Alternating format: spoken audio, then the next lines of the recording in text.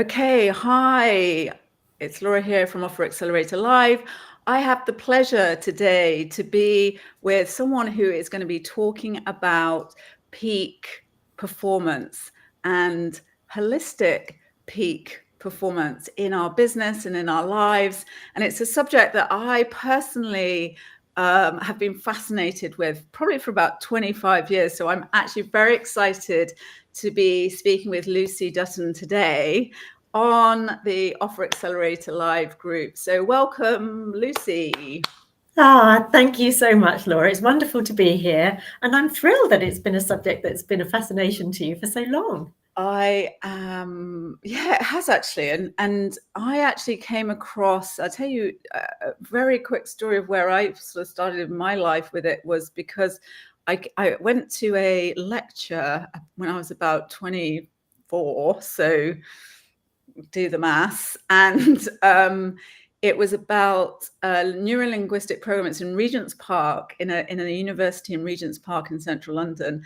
And they talked about modeling excellence. And I was like, oh, right. And I love the idea that, that there were tools and things that enabled you to perform at a higher level, peak perform.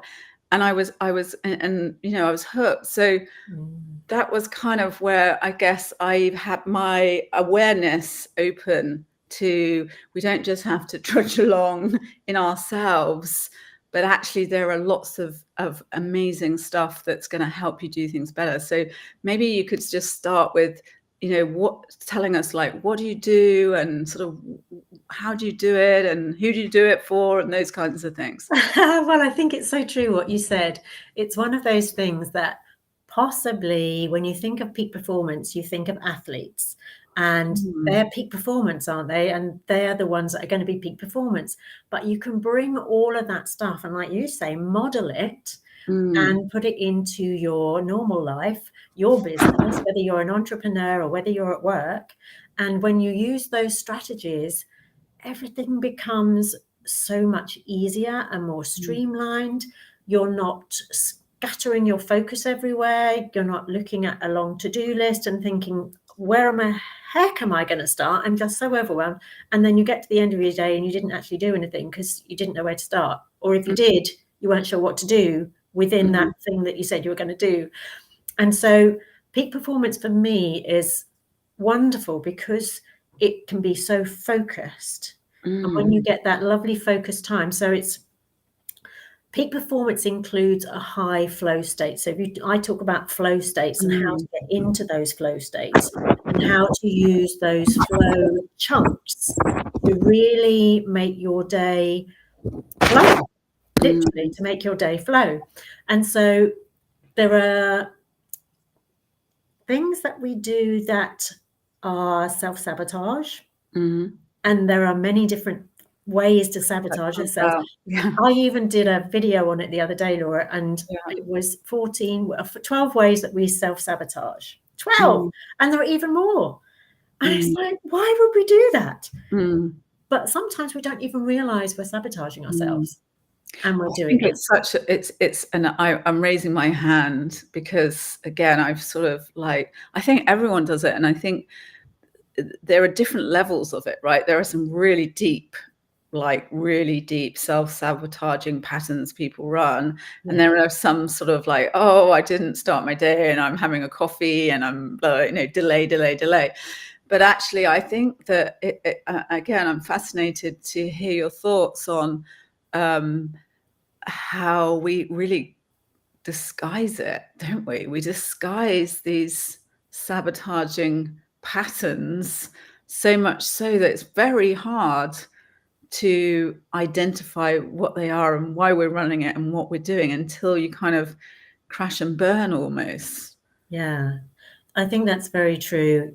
Sometimes we don't want to see them. Sometimes we literally can't see them. It's like, why am I not getting from here to here when I really want to be over here and I'm not happy being here? What the heck is it? And I think until you can, if you're somebody who can really look internally, then you're not going to be able to do that unless you have somebody who looks from the outside in, because that person will be able to ask you strategic questions because they know those behaviors, they understand them, and they can pull that out of you. And sometimes it's not the thing that you think it is. It's actually something completely different. And you go, really? That's the thing? And like you said, also, it can be really deep. So it can be from a past trauma, either from this life, and I don't know how open people are, or past lives, because it can come through generational programming that you have that trauma. And that's what's stopping you moving forward, because there's something inside you that's scared, afraid, has anxiety about being successful, having that success in your business. So that can come from way, way back. It's a very relevant topic to me at the moment, as I am addressing some things that I've been dealing with very deeply, and I think, like, I was saying this to the person that's helping me. Actually, I was saying, I even know all of these tools and things. I know that it all goes on, but actually, you're saying that you need someone from the outside looking in to help you really identify the things that you're running and the patterns that you're running. And I think for people who, whatever it is, whether business, personal, it almost like, I wish in a way at school they'd be like, look, you need to go and get a coach like you, Lucy, who or something similar, and check in with them every month. That investment every month for the rest of your life, or every quarter, whatever it is, going to pay dividends for you, because otherwise you just store things up, don't you? And it goes deeper and deeper and deeper and deeper. And what does that end up costing you? I'm doing your pitch here for you. No, it's very true. I obviously it's a very deep topic, but what are the kind of, how do you go about it? Let's talk about the things that we don't want, and then we'll talk about the things that we do want. So in terms of the things that we don't want, how do you help? Give me some examples of how that works, I guess, in the work that you do. Right. So with things that people don't want, they don't want to feel frustrated. They don't want to feel overwhelmed. They don't want to get distracted, because they realize that all of that is not making them feel good. It's not moving their business or their personal life forward. And so those are the kinds of things that people get to that point where they're just is like, enough is enough, and I need some help here because I'm struggling. And you don't want to burn out. You might feel like you're on the edge of it. Definitely get some help with, through a coach, whether it's me or somebody else. I don't mind, as long as you get some help. And then if you've gone into burnout, don't get there. It's one of those things that's harder to come out of that than it is if you haven't gone over the edge of it yet. So they're definitely things that we don't want happening. And then, is that what you were meaning by things that you don't want, Laura? Yeah. No, they're the patterns that you don't want to be running, I guess, and the things that.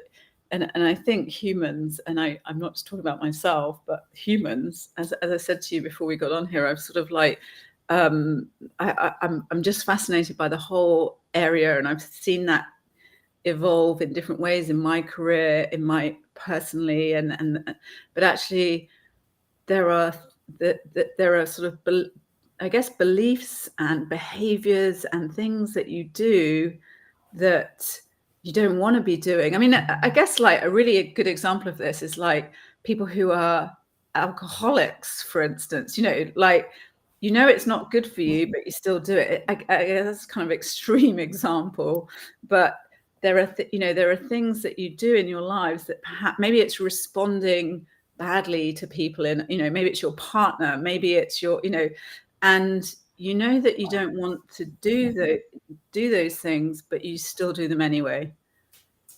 We're just going to have a dog check, aren't we? Because we are having a dog check. He fell over and he's managed to stand up.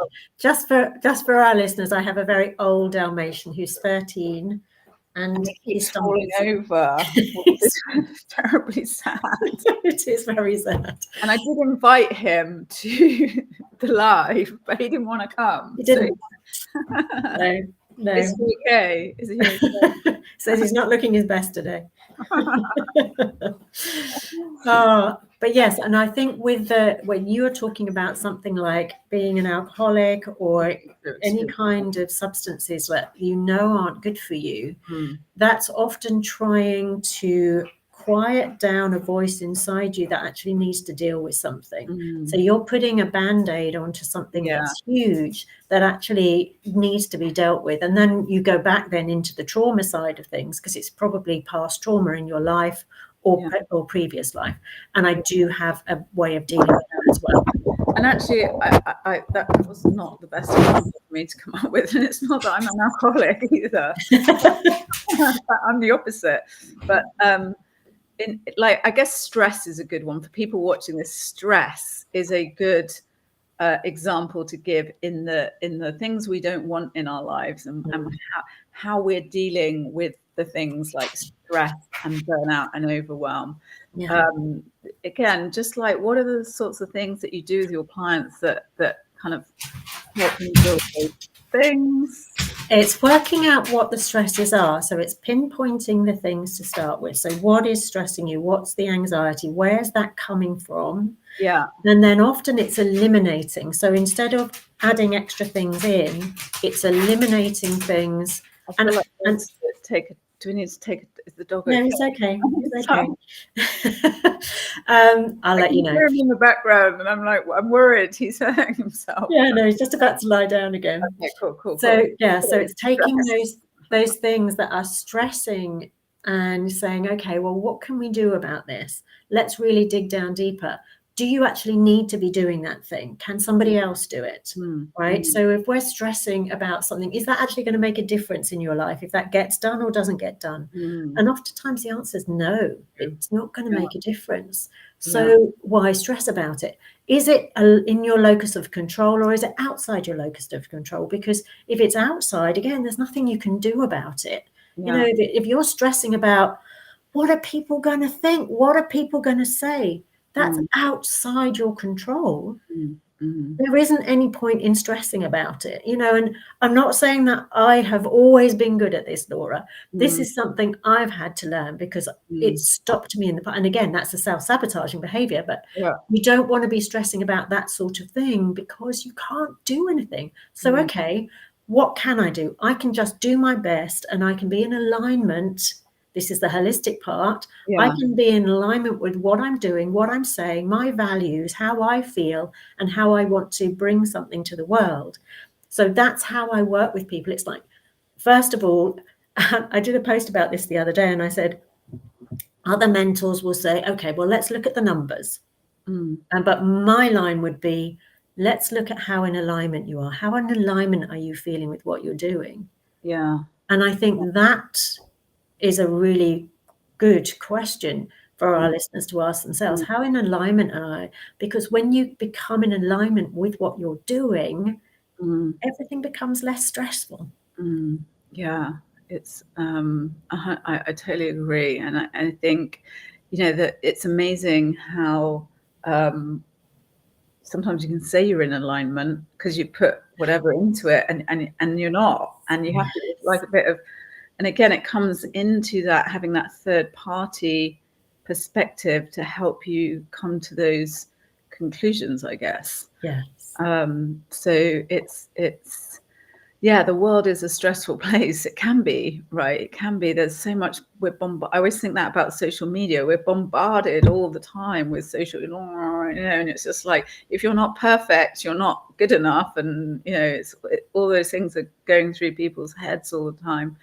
But let's talk, the thing you mentioned at the beginning, which I also absolutely love, is the concept of flow state, which is an amazing place to be. It's an amazing place to get to and be. And so talk a little bit more about that sort of, on the other end of peak performance, which is, high performance and getting into that flow state. Yeah. Well, there are four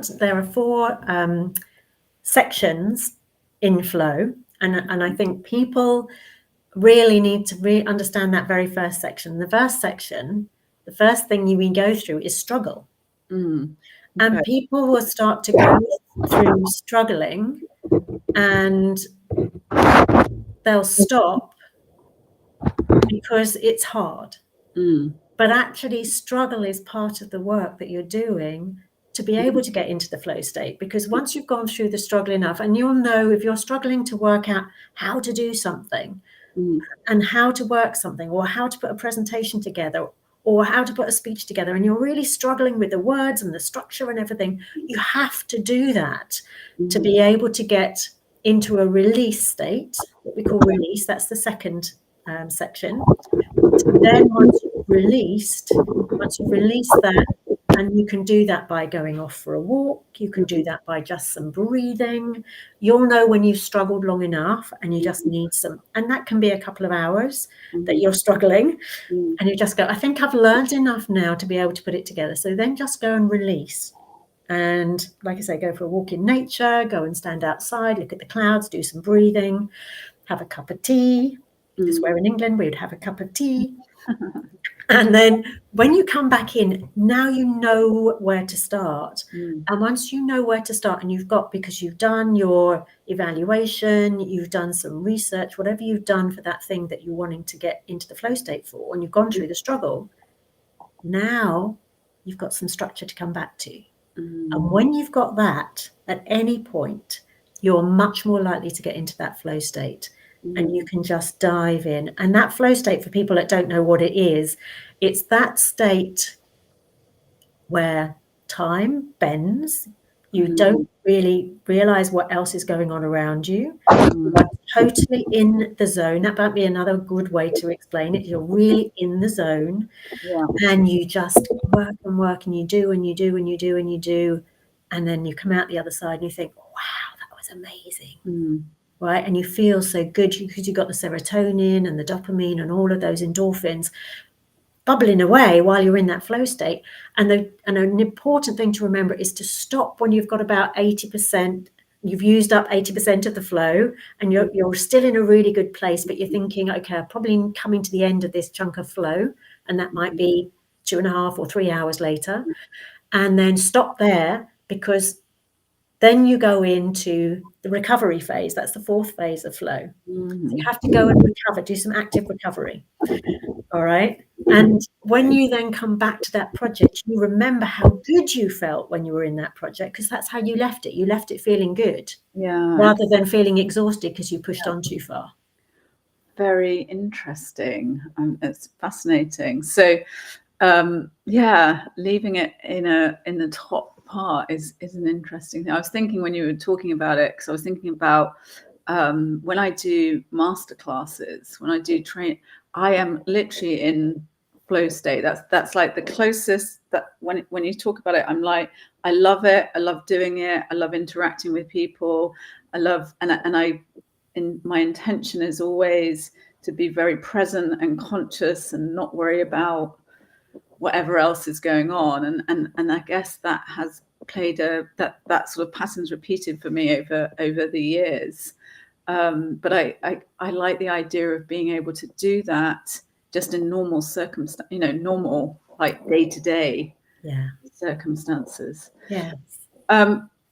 Is there anything else we should know about you other than you've got a very poorly old Dalmatian dog? You're in the UK. You're an amazing peak performance coach. Anything else I should have asked you before we say goodbye? Oh gosh.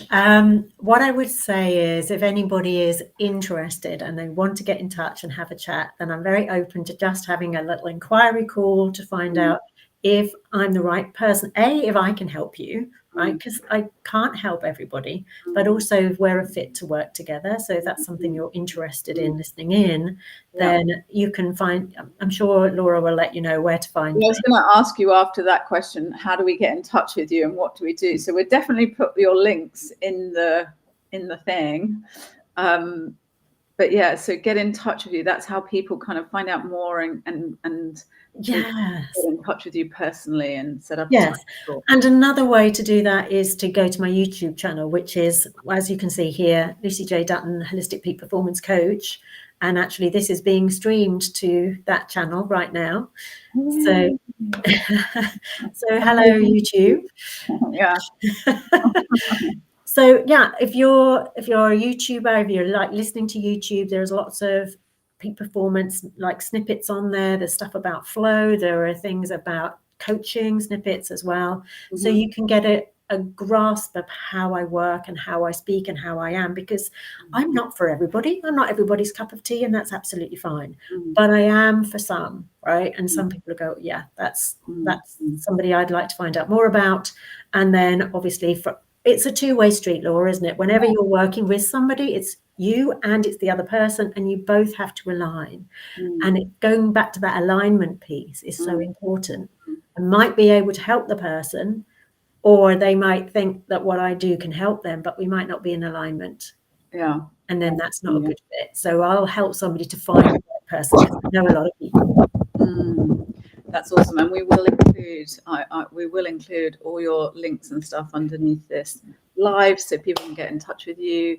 And I love the idea of being in alignment, and I would encourage anyone to speak with you and find out more about how you do what you do, because as I said, I think we all need you every month for the whole of our lives, don't we? We all definitely need someone, and coaching is such an important part of. We needed a peak performance coach. Thank you so much for being here. Lovely to talk and connect with you, and I look forward to seeing you really soon. Thanks, Laura. Thank you so much. It's been an absolute honor.